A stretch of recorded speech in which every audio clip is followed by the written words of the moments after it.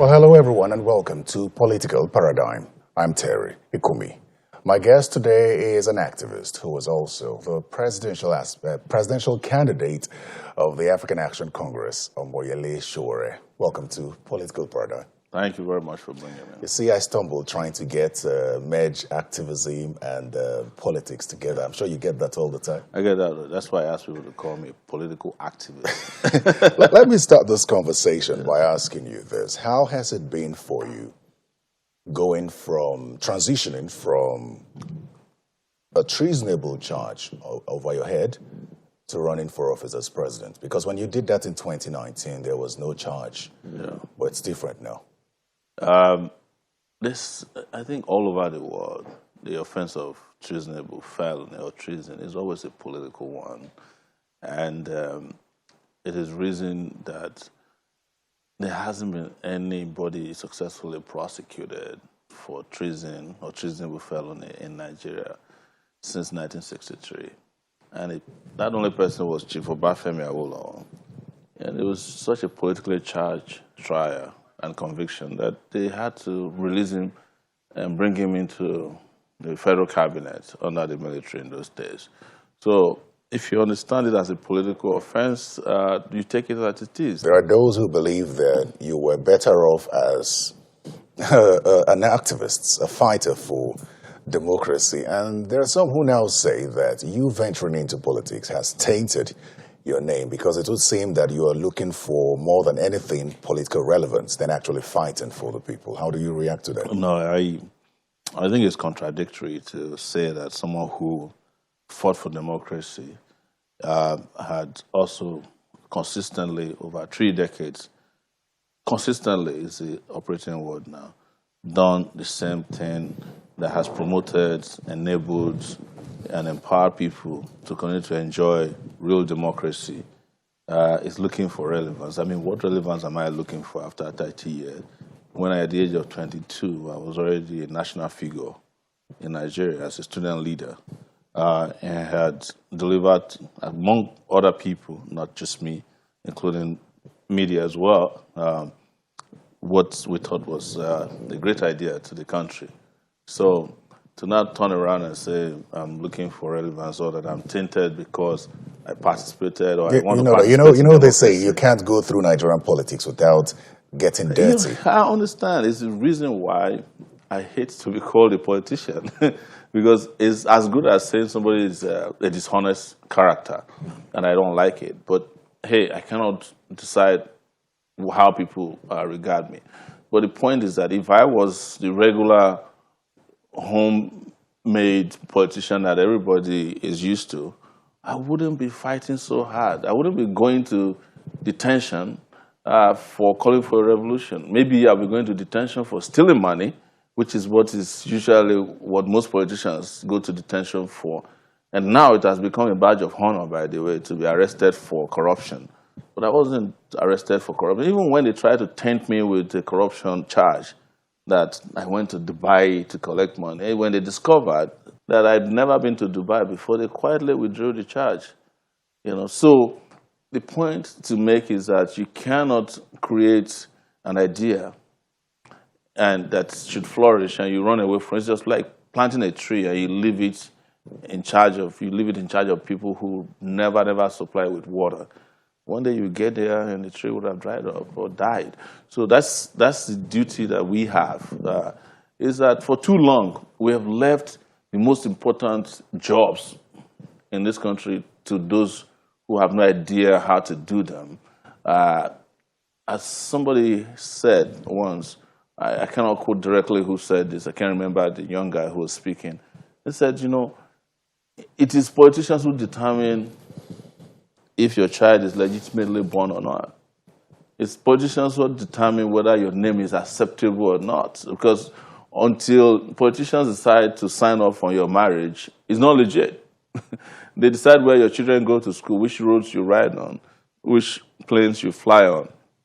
You cannot, therefore, leave the job of the most important thing that affects your life to practically morons in your country.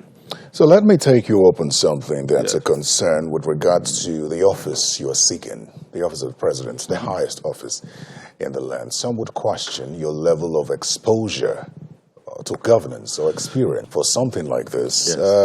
and how aware you are of the happenings in the country beyond the discomfort you feel towards regular politicians. I ask this also because of the statement credited to Alhaji Atiku Abubakar when he said that, understandably, you would want to speak against him, but how well do you know this country when you've spent a great chunk of your life outside it? What Atiku said was, and I recall vividly, it was that I have been running for elections, and each time the elections are over, I run away. I don't come around.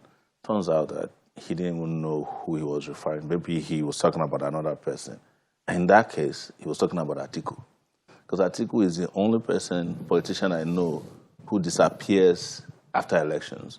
And I'm not saying this just for the sake of saying it. I know this to be true because in 1992, when I was 21 years old, Atiku ran as the presidential aspirant of the SDP, the Social Democratic Party, against MKO Abiola, Chief MKO Abiola at that time. He lost. Disappeared. We didn't see him until 1999. I didn't hear of him until 1999 when I was leaving the country. In every election cycle, consistently, after the election, he disappears. And this last election, 2019, after he lost, he disappeared to Dubai. He just showed up again in this election cycle. Contrary to his claim, I only ran once. That was 2019. I have not left since then. I was arrested shortly after that and restricted to Abuja and decided to run again. So where did you get the impression that I don't know what is going on? Before becoming a political partisan person, was actively involved in anything that has happened in this country in the last 3 decades. I've been involved. I was involved in the struggle against military rule, the delivery of democracy. I was involved in the fight against third term when Obasanjo wanted to convert Nigeria to Zimbabwe. I was involved. I was involved in one of the most contentious periods of transition in this country, which was when the president at that time was dead, brain dead, Yar'Adua, and there was need for transfer of power to someone from the Niger Delta region, which has never happened in Nigeria. I was a key character in exposing all of what was going on, including the plan by the military at that time to overthrow Jonathan, which they have now confessed to, which we wrote about when I was running Sahara Reporters. I was involved in a period of documenting a period of the transition from one political party to the other. So there's nothing politically happening that I've not been involved in. But it turns out that this is the first time I'm involved in partisan politicking. Otherwise, I think it will be all right, But and honest to claim that, to say that someone like me is a repository of the happenings within the political scene. But that doesn't answer whether or not no, I was you going have to that. the exposure Yes. experience. So there are 2-part questions. The exposure part is what they have always used to deceive people in Nigeria. You see, when people are looking for leadership, for the position of president, the first thing they look for is character, exposure. People have vision, people who have mission, who are driven. Because countries everywhere in the world don't just go and look for an experienced person if their experience had not led to prosperity, progress, and peace in the past. So to claim that somebody doesn't have experience because he was not an experienced thief or an experienced murderer or an experienced manipulator doesn't sound like something that makes sense in the context of electoral politics of this nature, especially for the presidency. Look at Nelson Mandela. He came directly from prison, 27 years in prison. Which experience did he really have? Which local government did he govern? Which state did he govern? Became South Africa's first president after the collapse of apartheid. I can give you countless of examples all over the world where people look up to leaders, elect leaders based on, their political relevance, their political understanding of their issues, and their ability to solve those problems. In the case of Nigeria, what do you have with experienced people? I'll give you the example of President Buhari. He should have been the most experienced human being living on earth as far as Nigeria is concerned today. He was governor of Gongola State. I think that's 3 states at the time. He was a commissioner for petroleum resources, what you call minister now. He managed the biggest slush fund in the history of Nigeria, the PDF. I think Petroleum Development Fund that Bacha created. And he was head of state before. And then became president again. Look at what his experience is doing to your country. What about President Olusegun Obasanjo, former head of state, international statesman? You know, he was almost becoming the UN Secretary General at a point. I know most Nigerians don't know these things. Became president of Nigeria. Look at what he gave you. So why are we using, corrupted experience as a basis for leadership when everywhere in the world, even constitutionally, nobody is said to become president because he was a thieving governor before or because he had occupied positions? People look for integrity, they look for character, they look for vision-driven leaders.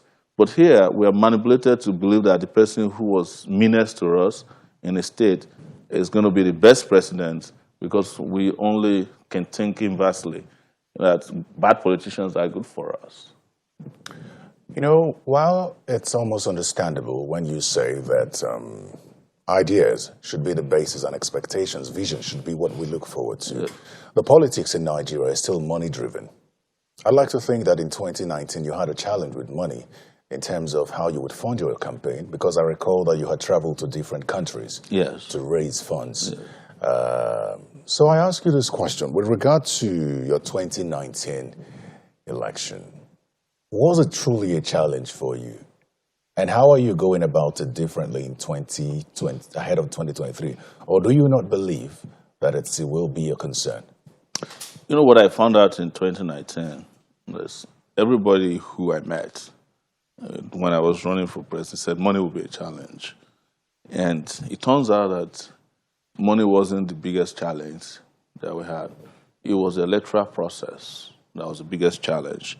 Because the rigging of elections in Nigeria, with due respect to how they carried out the leads, they don't start from election date alone. You will find out that one of the things that happened to me consistently during the 2019 election was the fact that they wouldn't even allow me to participate in presidential debates. They cut me out from it, even though their own internal polling revealed that in several markets, I was one of the second favored person in the country. But when money was the issue, we went innovatively raising money in ways that has never been done before in Nigeria, crowdfunding. And I was able to travel around the world. But it wasn't the travel alone that brought the money. It was just that faith, that people saw that this young person, or youthful person, I'm not particularly young anymore, could carry out all these issues because the ideas were freely flowing. And they could see through that led us to, I raised over 200 million, up close to 200 million naira in 2019. But that's a drop in the bucket compared to our competitors because they had private jets, they had billions to themselves, and some of them came from locally. All these, big business people were, jostling ahead of themselves to give them money. But I found it very interesting that people listened to us more. They were more interested in what we had to say than they did the big men. And that is why they always resorted to the last card that they have, which is to bribe voters, to bring in police, security agencies, and also compromise INEC, including violence. So if they could win on merit, they wouldn't have done that. They didn't need to go that far. So it's not always money. People are out there yearning for ideas. And you could see that even in this political season. All the young people who are out there saying they want change. And in some cases, they use their own resources.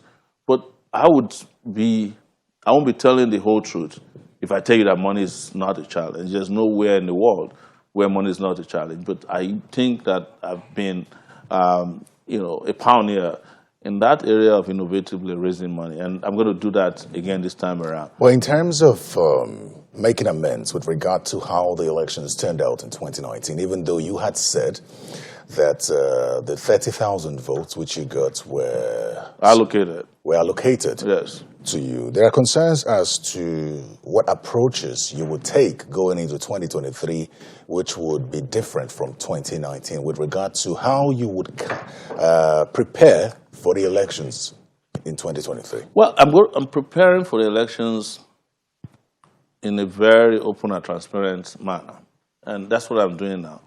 And we hope that the electoral umpire, INEC, will do the same. But if they don't, we still owe the populace a duty to raise hell.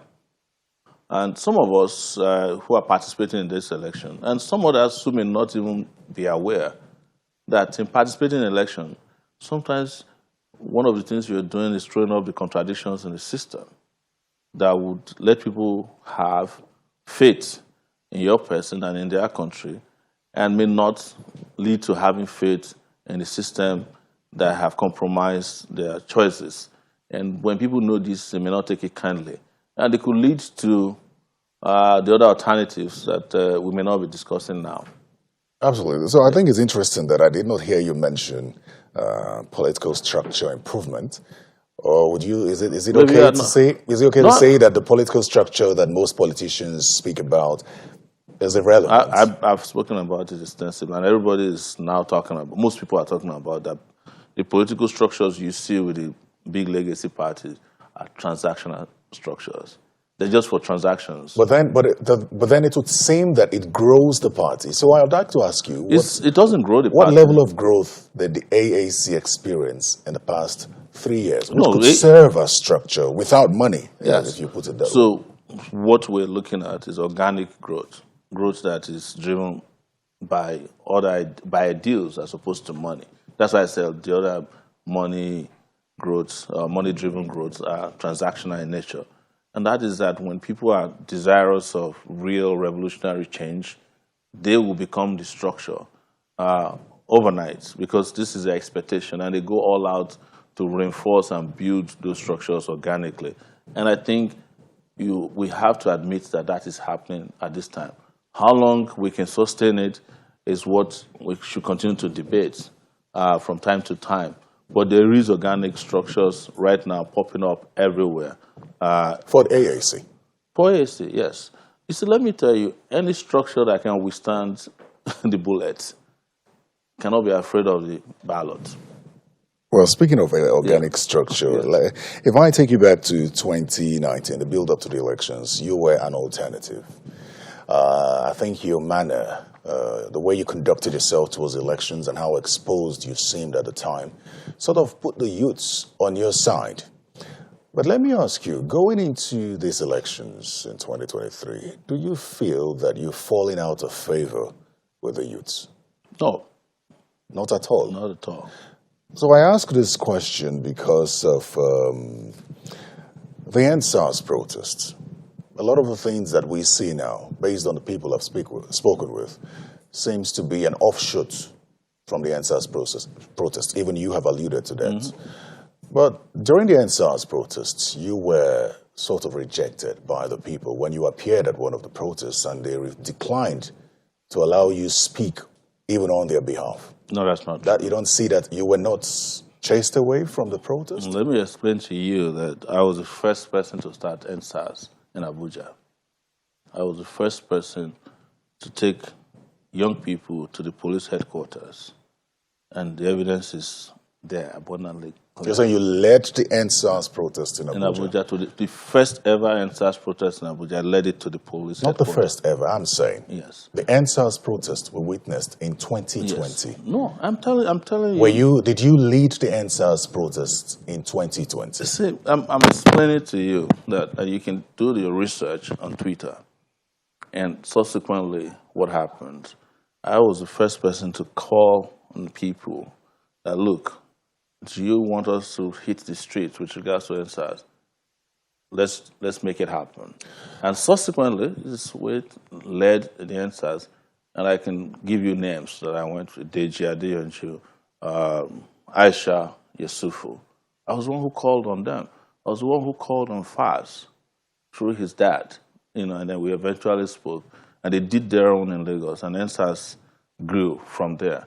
What NSAS, one thing you should understand about NSAS was that when it was evolving, everybody said they don't want it to be led by anybody. It was a leaderless movement, which was itself a mistake, all right? Because what then happened was that the government was trying to fix on NSAS its leaders, people they could talk to. So, and at that time, it started getting political as well, because it was the same thing in 2012 when we had occupied Nigeria. It was politicized. After a while, political parties started hiding under, the movement, occupied Nigeria. It was a big movement at that time. Same thing, NSAS. So when I went to the National Assembly, some guys came and said, "Oh, you're trying to hijack the NSAS movement." And they said, "Well, we don't want it to be revolution now." I said, "You're wrong." They were actually attacking me based on my shirt, which said, and I stood my ground. I said, if you tell people what to wear to a protest, it then means that you don't understand what protests are about. After a while, they went away. Some of them came back and apologized to me. I have this on tape. So, but of course, as it was a politically charged period, government was trying to quell it. And they didn't want people they thought were hard-headed individuals to lead it. They saw me as one. This was a time, by the way, that they were following me around like flies, security agencies. I don't know even if they're the ones who did it, but I don't want to ascribe it to security agencies. So I stood my ground, and I only left after the protest was coming to an end on that day.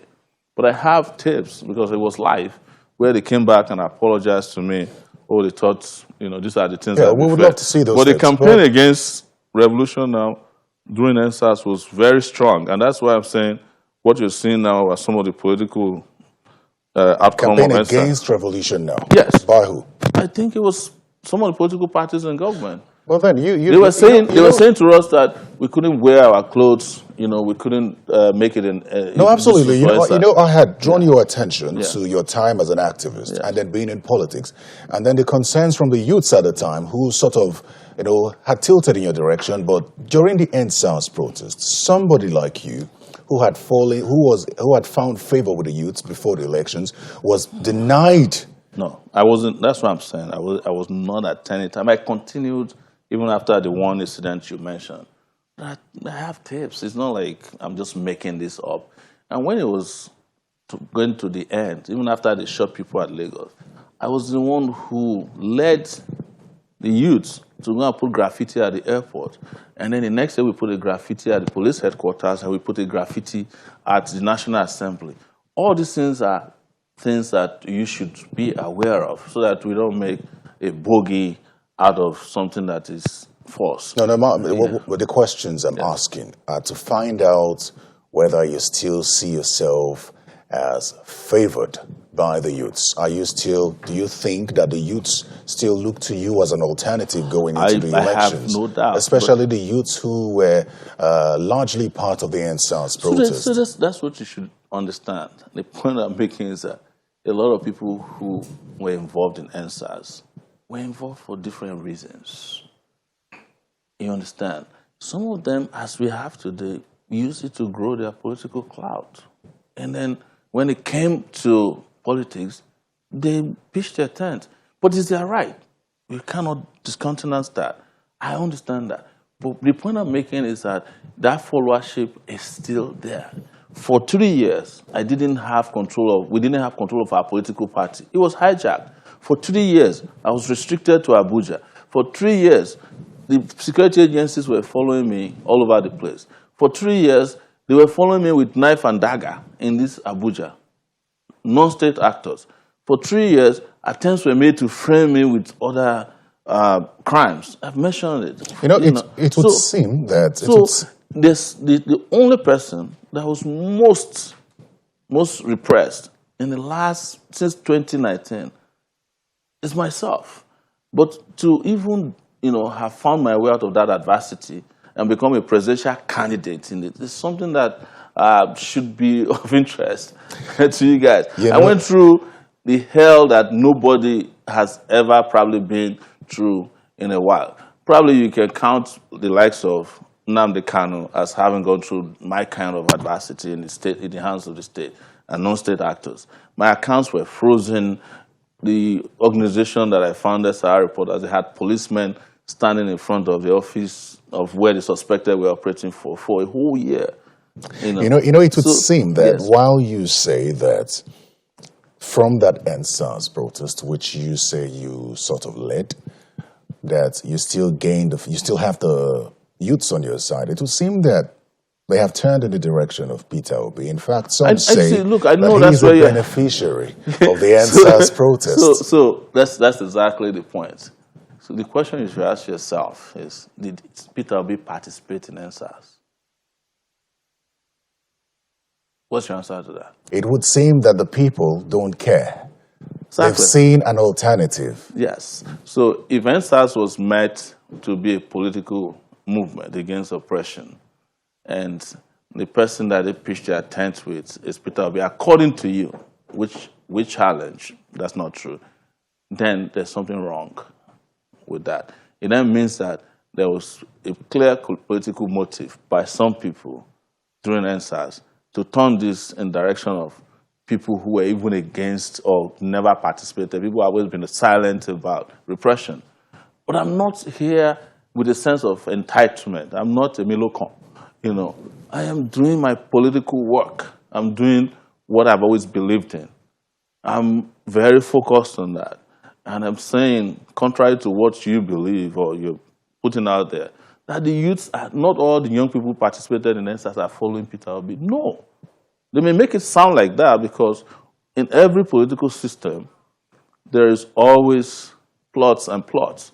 For instance, it could have been that they looked at it and said, look, if we don't get this youth energy in direction of someone who is not one of them or who is soft, they are going to come after us. And this might be the reason why the likes of Obasanjo, Babangida, and the others who are lined up behind Peter Obi are doing it. It might be money. I'm not accusing anybody. But I'm saying that how is it logical that such a hot political movement would find accommodation with someone who never in his life cared about the rights of the youth? In fact, when NSAS panels were set up in Anambra State, Peter Obi was summoned to come and defend why he was using SARS against young people in the East. He had to get a big lawyer, a senior advocate of Nigeria, to represent him at the panel to say, please, you can invite me. So, does it make sense now that there might have been other reasons behind the transitions we are talking about? But I insist that nobody should make these brazen statements or mistake that all the young people in Nigeria are following a particular kind, or everybody who participated in NSAS. No, it definitely cannot be everyone. Yes, because I participated in NSAS. But even you have talked about some organic movements that you have seen. Yes. You say some are tilted in your direction as well, just as some are tilted in his direction. So it leads to the question of your concerns ahead of the 2023 election with regards to the NSAS protests and what impact it will have on the outcome of the specifically presidential election next year. Well, if the impact of NSAS produces one of the oppressors, right, then we haven't learned our lessons. But again, I do not want the conversation to be about entitlement. It should be about ideas. And that's why I'm out there selling the ideas. Is the reason why I've been in Lagos, done about 15 interviews. That don't make you win elections. And come back to Abuja and elections, the election campaigns are going to start. And Nigerians will be exposed to these ideas once again, because the ideas that prevail at the time you're talking about are unimpeachable, about security, about power, energy, and anybody that don't have these ideas will suddenly fall apart. And that's what we're going to see. But I don't want to make political choices for people during any electoral period. In fact, we haven't been that politically savvy in this country to have allowed our political choices to dictate our aspirations. So that's what we're here to correct. And we might be making the same mistake again. Let me take you to the peace accord, Yes. which you as a presidential candidate is expected to sign in a couple of days. I'd like to believe you will sign. I will be there to sign, but I prefer the Justice Accord. Can you explain that? Yes, in that it would have been to have INEC, security agencies, and those who are involved peripherally and directly in the elections to sign a contract with the Nigerian people to deliver free and fair election and have all the presidential candidates sign it. I think the peace accord thing is a symbolism that's carried too far. It has become a symbolic political, it's very trivial political festival. Every election cycle, people come together and they come and sign a peace accord. And the election at the end will not deliver peace or justice. So of what value is it? So what it tells us is that, well, if you commit to this process, your campaign will not engage in violence. You know, you won't engage in things that are untoward. But the people, the major people who get the media attention at this peace accord are exactly directly opposite of peace and progress for the country. And we know them. They will leave that place, organize election rigging, leave that place, bribe INEC, leave that place, bribe police, army. So what's the use of young talks? What's the use of peace accord? Yet you will sign. Yeah, like, I was invited and I will be there. It's not compulsory to sign because I didn't sign it last time. But I'm a. Because Why they didn't you invite sign me. last year? I wasn't invited. But you. No, they invited. Have they you been invited? No. Yes, I have an invitation. So will you sign? They invited us last year and divided into two categories. The people they said were the top political front runners, and the rest of us. And I didn't see myself as the rest of them, so I didn't go. In what capacity have you been invited, or where have you been categorized now? There's no category this time. If So I you walk will- into that place and they say, you go wait, I walk out. If they try the same thing, as far as I'm concerned, all the presidential candidates are equal. And any one of us are in this race to win. So if that equality is in place, you will sign that peace accord? Yes. You know, I will participate in the symbolism because the public needs to know. Yet you don't think it will have any impact in 2023? Look, when we do these things, we use them to speak to our convictions. You understand? And I've explained it to you. This is the first time anybody is asking me about the peace accord, you know. And the fact that they are signing peace accord shows that Nigeria is at war. Elections had been declared wartime activities.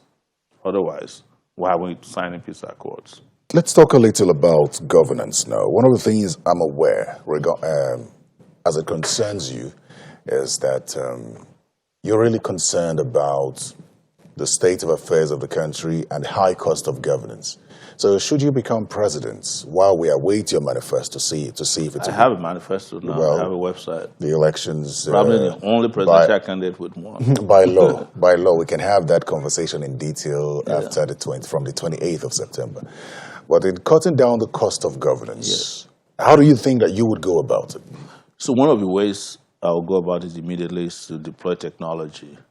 And technology means that those simple things that you find in offices, even now in Nigeria, like using fingerprints to get into government public buildings, ensuring that you completely digitize or digitalize your payroll system, procurement systems, ensuring that you are not waiting for years after the deployment of IPs, for instance, to find out you have 54,000 ghost workers in the federal civil service or in the police, is what I'll do immediately.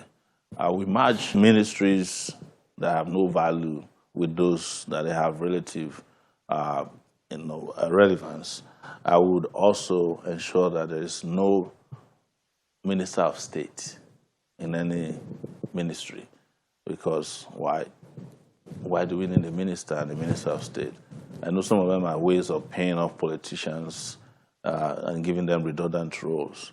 I will ensure that the EFCC and the ICPC, for example, is merged together. We have no reason to duplicate. I'm just using that as an example.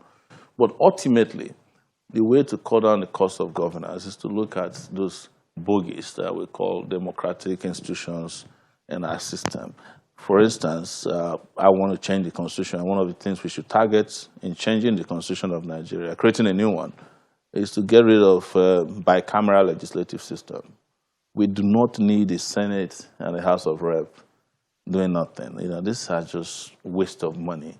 And that kind of funding that goes to them can be invested in education, in infrastructure, and all those areas where we need immediate investment.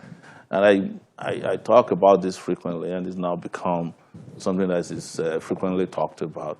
South Korea is doing well. They don't have a bicameral legislative system. Even Senegal, some few years ago, got rid of their own. Our own is like the retirement home of former governors.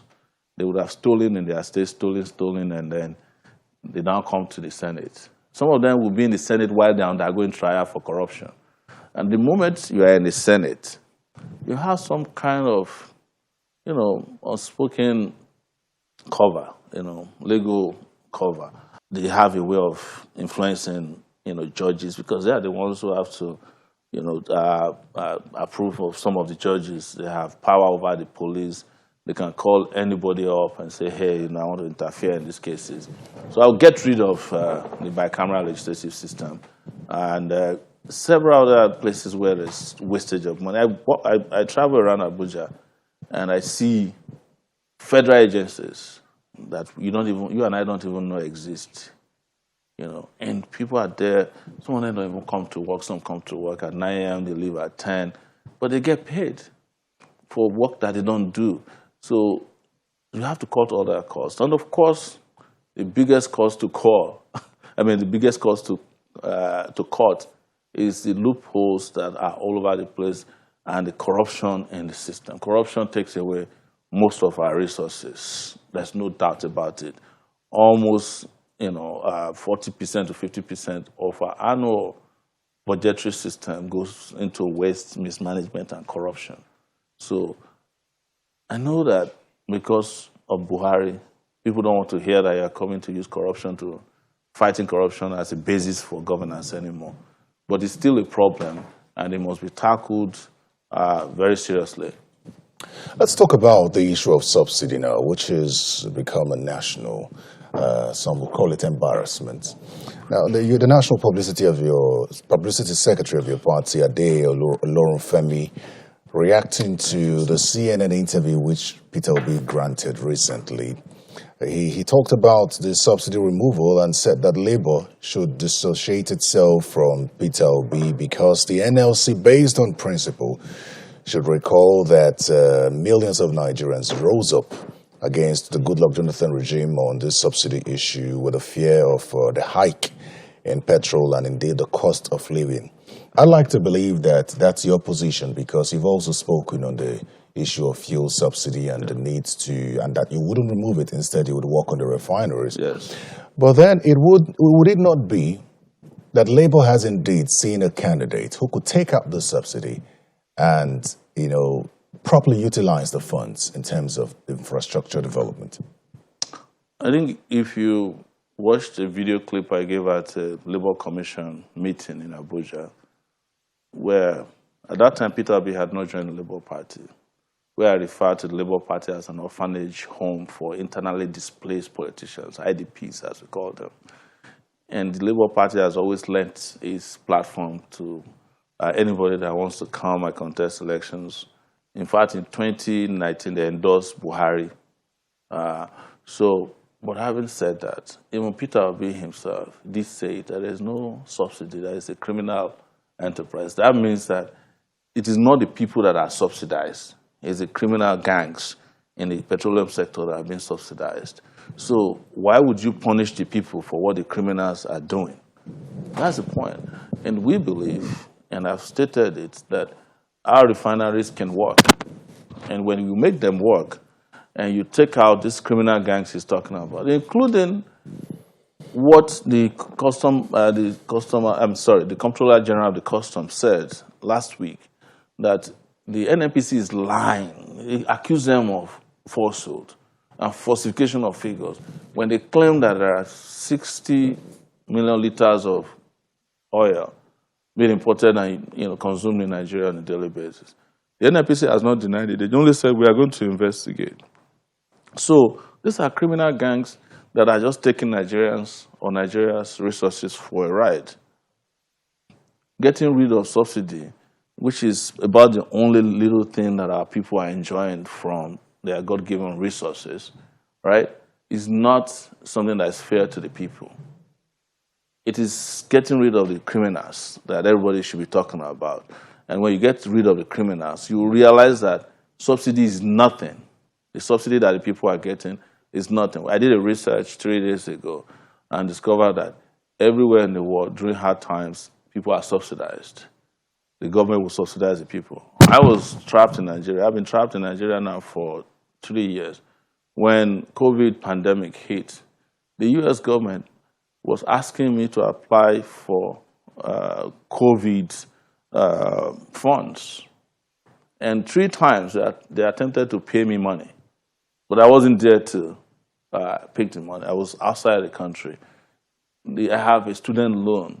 They paused the repayment of the student loan and its interest for almost 2 years. Now they are thinking about canceling even the student loans completely in the US. So this is how people are being subsidized. But if all of that money that's going to student loans is hijacked by Dapo Abiodun's assistant, he's one of the people who stole COVID money, or Hush Puppy, what did the US do? They went after Hush Puppy. They went after the guy. How much did he steal from the subsidy from COVID? $600,000, right? But they ensured that they went after him. That's what Nigeria should do to people who are engaging, the criminals that are engaging in subsidy scam. You go after them. You don't use that as a basis for canceling what belongs to everybody.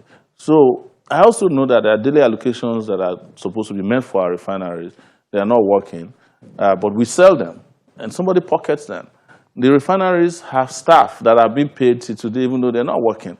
So if the refineries have staff, get the refineries to work so that the staff can explain why we are paying them. That's the way governments operate. Government don't go out there to wish hunt the people. And you discover at the end of the day, when the refineries start working, you deal with the criminal gangs the way you should, that we are not subsidizing anymore. In fact, we could be selling gasoline, which is what they call petrol here, to neighboring countries. If I'm president of Nigeria and you are smuggling fuel, what I'll just do is ask the NNPC to build petrol stations around the border. I'll be selling to them at prices higher than what you get inside of Nigeria. So there won't be need for smuggling anymore. Let's talk about the issue of your personal experience now. You have repeatedly claimed to be a victim of security abuse by security agencies. Yes, I have scars to show for it. Should you become president, to ensure that no other Nigerian goes through that, what sort of reforms would you bring? Plenty of it. And I understand how the security agents work in Nigeria. They are hired mostly by VVIPs to protect them, also victimized citizens. I will make sure that all the security agencies go back to their normal constitutional or traditional or conventional duties. For instance, there is no basis for the army to be controlling traffic in our cities. The police has completely retreated from its job of protecting citizens. And one of the examples is what we saw yesterday, where a female police officer was brutalized by the person she was protecting simply because she refused to be doing household chores. The police has become a force for, I call them a guard. They're protecting empty houses. They are going to parties to help serve food to people. They clean, they are drivers. There's nothing abusive in this way that they don't use police for, and these are the VVIPs.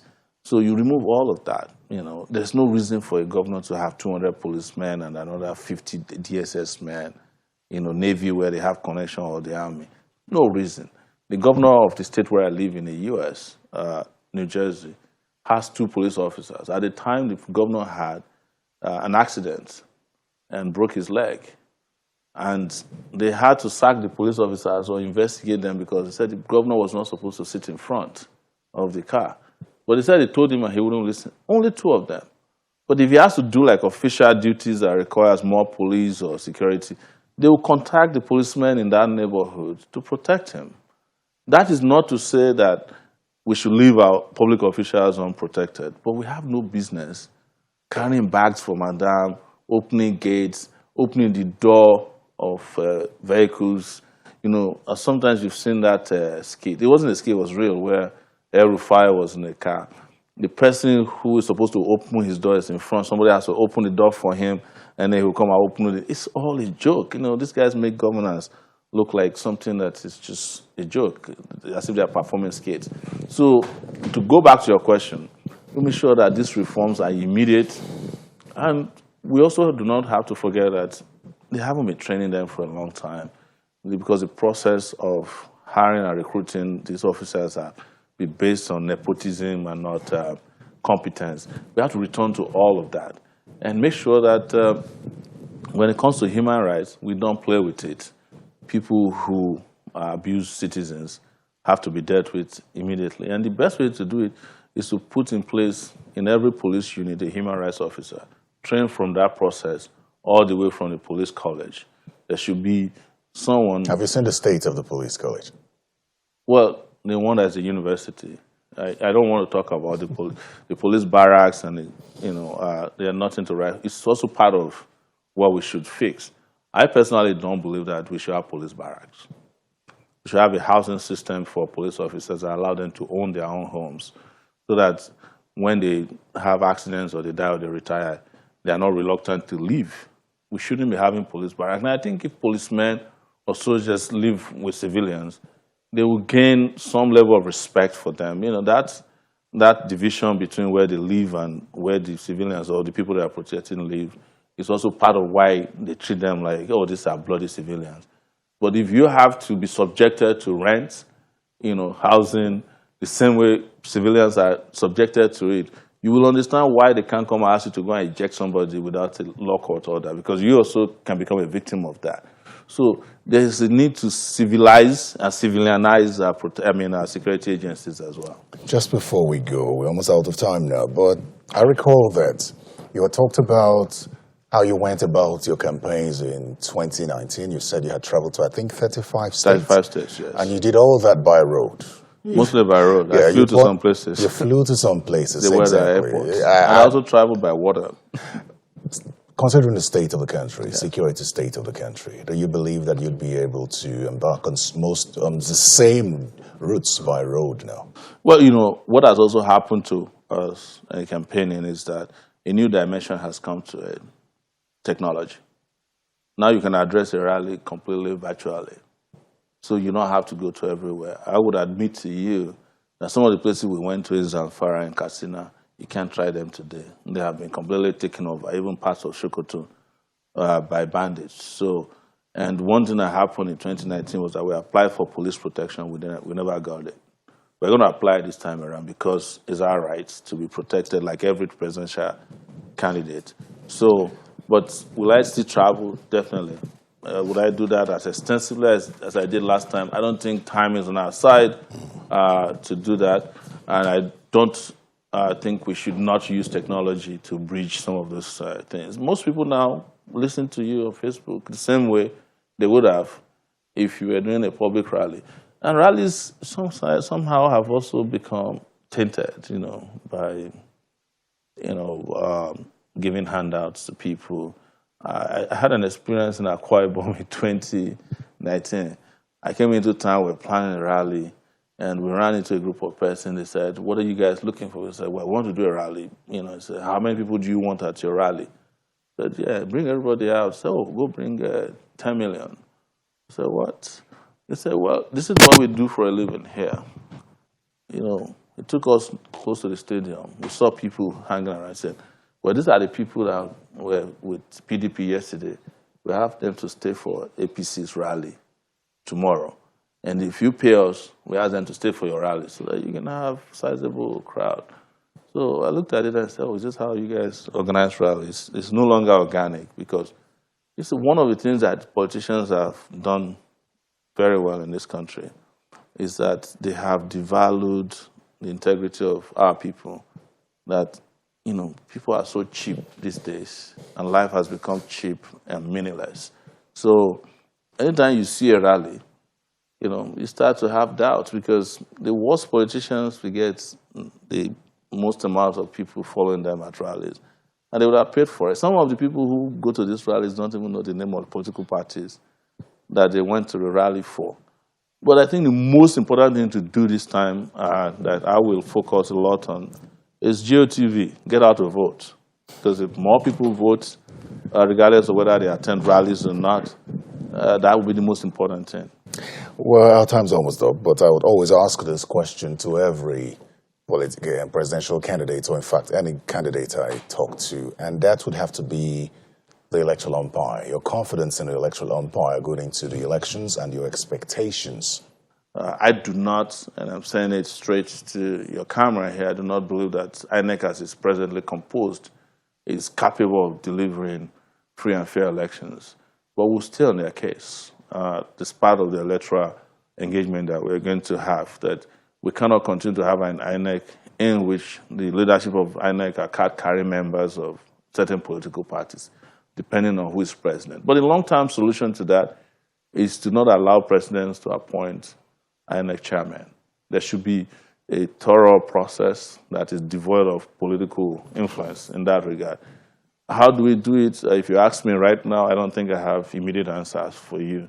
But I think it's the right thing to do, not to allow presidents to determine who are electoral commissioners and INEC chairmen. Mr. Moyele Sowore, I will thank you very much. Thank you for bringing me to me. Mr. Moyele Sowore is the presidential candidate of the African Action Congress, AAC. And that's all the time we have for Political Paradigm today. Remember to catch this episode and others on YouTube. Simply search Political Paradigm or go to channelstv.com. I'm Terry Ikumi. Goodbye.